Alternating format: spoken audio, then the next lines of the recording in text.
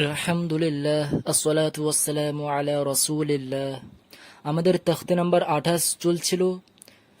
তো এই তখতির তৃতীয় কলেমা পর্যন্ত পড়ানো হয়ে গেছে।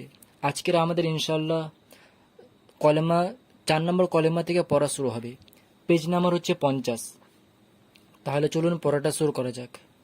আউযু বিল্লাহি মিনাশ শাইতানির রাজিম, বিসমিল্লাহির রহমানির রহিম। চতুর্থ কলেমার নাম হচ্ছে তাওহীদ, তাওহীদ। ঠিক আছে, তাহলে শুরু করি। লাম আলিফ জবর লা, টান যাই। মদ আছে বলে টানটা বেশি দেব। কত বেশি টান দেব? মদের পরে আলিফ আছে, সুতরাং 3 হারকা টান দেব। লা, আলিফ জের ই, লাম হরে জবর লা, ইলা, হা জবর হা, ইলাহা, লা ইলাহা। আলিফ লাম জের ইল, লাম লাম জবর আল্লাহ ও লাম যুক্ত হবে কারণ তাসদীদ আছে। লাম লাম জবর লল, ইল লল, লাম খারে জবর ল হবে। কেন? আল্লাহ কথা লাম, এটা আল্লাহ কথা লাম যার সঙ্গে যুক্ত হচ্ছে সেখানে জবর বা পেশ হলে এটা ল হয়, এখানে জের হলে এটা লা হয়। সমস্ত জিনিস আগের কায়দায় পড়ানো হয়ে গেছে আগের তাখতিগুলোতে।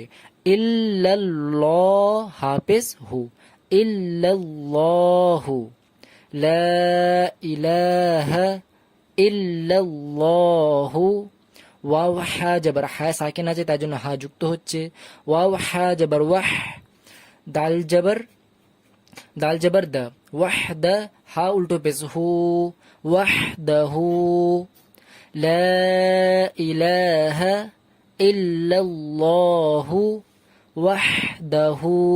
মনে রাখবেন যেখানে যেখানে টান দিচ্ছি আপনারাও সেখানে সেখানে টান দেবেন। এখানে টান বেশি আছে, এখানে একালি টান, এখানে একালি টান, এখানে হুয়ের টান আছে উল্টো পেশ আছে বলে।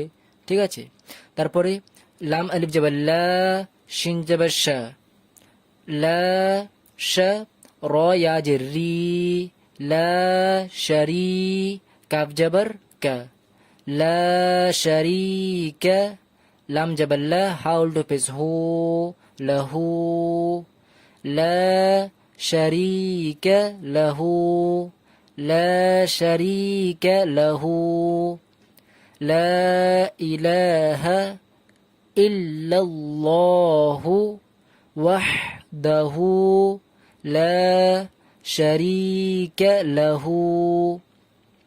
লাম জবর লা, হা লাম পেশ, এই লামে সাকিন আছে বলে এই লামটা এই হায়ের সঙ্গে যুক্ত হবে। হা লাম পেশ হুল, লাহুল, মিম লাম পেশ মুল, লামে এটা লাম। ঠিক আছে, লামে সাকিন আছে তাই লাম যুক্ত হচ্ছে। লম্বা দাগ যখন নিচে গিয়ে বাম দিক ঘুরছে তখন সেটা লাম হয়ে যায়, তাই জন্য এটা লাম। ঠিক আছে, তো লাম মিম লাম পেশ মুল, লাহুল মুল, কাফ পেশ কু, লাহুল মুলকু, লাহুল মুলকু। ওয়াও জবর ওয়া, লাম জবর লা, ওয়ালা, হা লাম পেশ, এই এটা হচ্ছে লাম। ঠিক আছে, হালকা লম্বা দেখা আছে বাম দিক ঘুরছে লাম, এটা লামে সাকিন আছে তাই জন্য লাম যুক্ত হচ্ছে হায়ের সঙ্গে। হা লাম পেশ হুল, ওয়ালাহুল, হা মিম জবর হাম, দাল পেশ দু, হামদু, ওয়ালাহুল হামদু। তো লাহুল মুলকু ওয়ালাহুল হামদু, লাহুল মুলকু ওয়ালাহুল হামদু। তারপরে এই পেজে চলে আসি।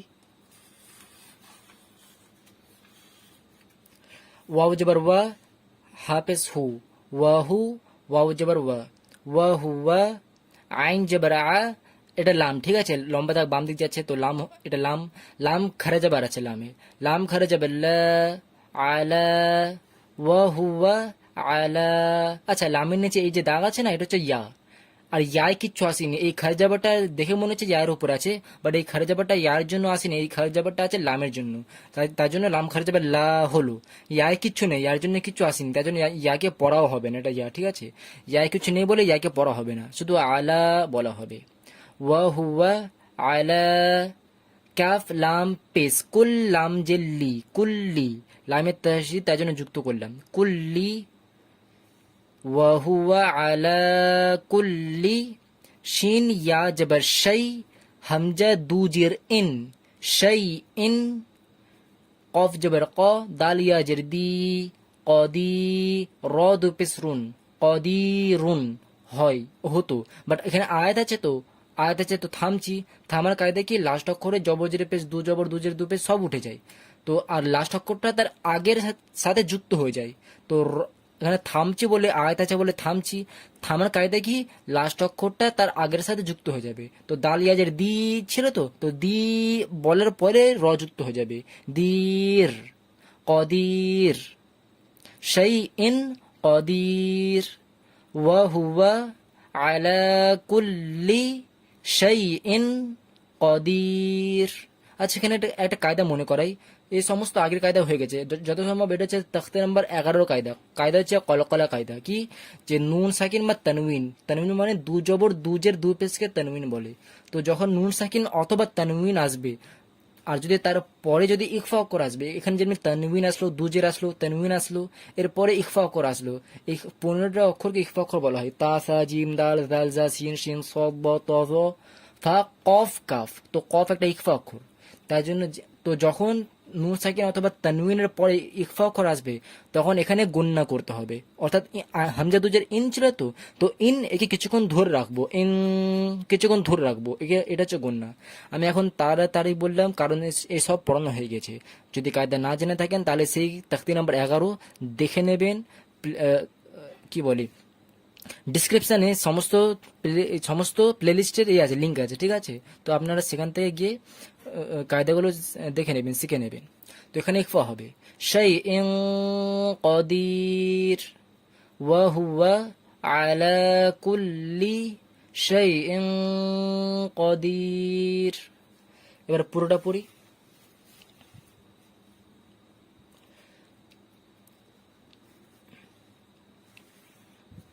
তো লা ইলাহা ইল্লাল্লাহু ওয়াহদাহু লা শারীকা লাহু লাহুল মুলকু ওয়া লাহুল হামদু